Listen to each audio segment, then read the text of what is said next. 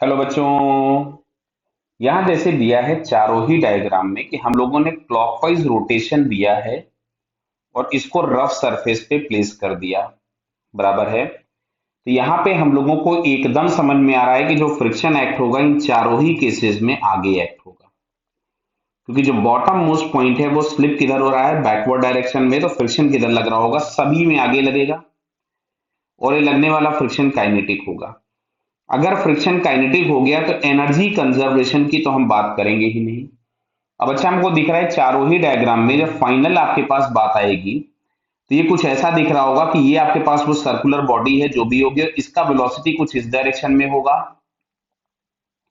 उसका रोटेशन कुछ इधर होगा, और अगर प्योर रोलिंग की बात करेगा तो omega is equal to V by R हो जाएगा। तो देखो ट्रांसलेशनल एनर्जी पहले जीरो थी, बाद में आई है,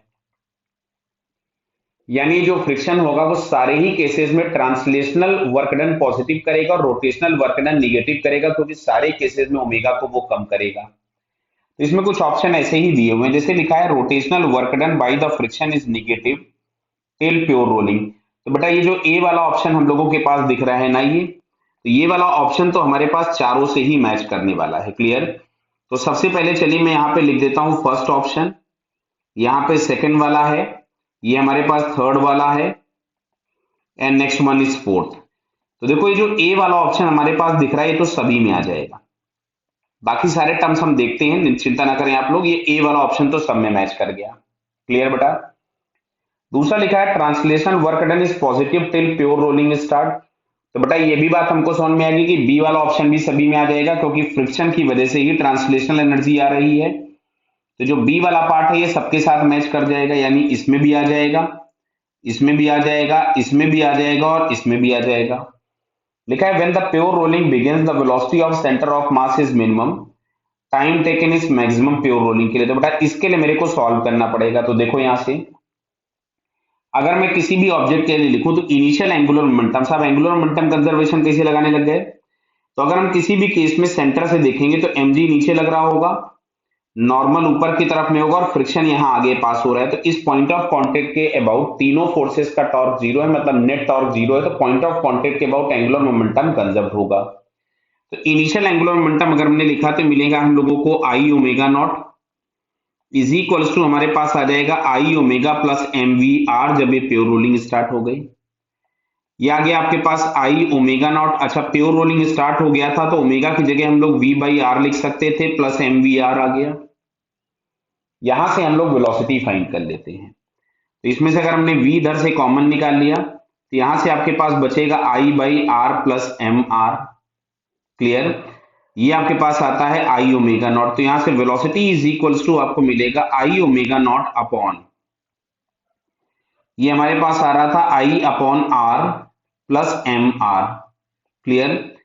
तो अब देखो आई ऊपर में भी है नीचे में भी है, तो कंपैरिजन हम आसानी से नहीं कर पाएंगे, तो हम एक काम करते हैं ऊपर और नीचे में से आई कॉमन निकाल लेते हैं।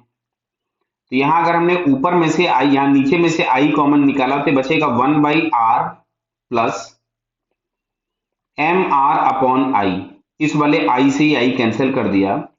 वेलोसिटी इज इक्वल टू मिलता है omega naught upon one by R plus M R upon I. Clear बेटा? ये अब अच्छा देखो ये वेलोसिटी ज्यादा किसके लिए होगी, ध्यान से सुनना, जिसके लिए जिसके लिए आई बड़ा होगा, जिसके लिए आई बड़ा होगा उसके लिए ओवरऑल वैल्यू छोटी हो जाएगी, यानी ये ओवरऑल वैल्यू छोटी हो जाएगी, यानी v उसका क्या होगा, बड़ा हो जाएगा। तो जिसका मोमेंट ऑफ इनर्शिया बड़ा होगा, जिसका भी मोमेंट ऑफ इनर्शिया बड़ा होगा उसका वेलोसिटी भी ज्यादा होगा। अच्छा जिसकी वेलोसिटी ज्यादा आ रही होगी समझना, यानी उसके लिए, भाई अब देखो यहां से v हम लोगों को फाइंड करना था, u सभी के लिए जीरो है, सभी पे लगने वाला फ्रिक्शन काइनेटिक है, तो सभी के लिए जो एक्सेलरेशन मिलेगा वो म्यू जी मिलेगा। तो सबके लिए एक्सेलरेशन बराबर है, तो जिसकी वेलोसिटी ज्यादा होगी उसको टाइम ज्यादा लगने वाला है। तो इसमें जैसे सी ऑप्शन में लिखा है with the pure rolling begins the velocity of the centre of mass is minimum. तो मिनिमम उसके लिए होगी जिसका मोमेंट ऑफ इनर्शिया मिनिमम हो जाए। तो मिनिमम मोमेंट ऑफ इनर्शिया किसका होता है, तो साहब ये सॉलिड स्फीयर का होता है। किसका?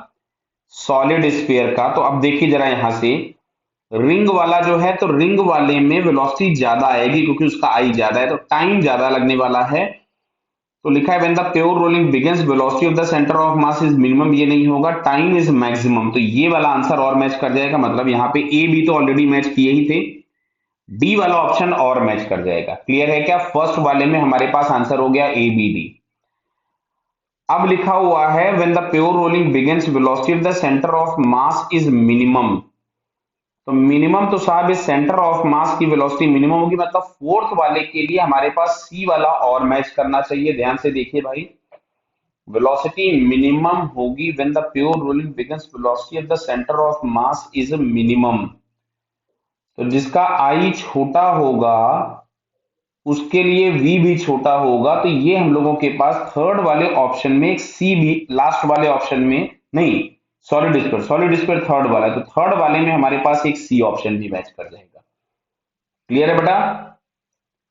Okay, all the best.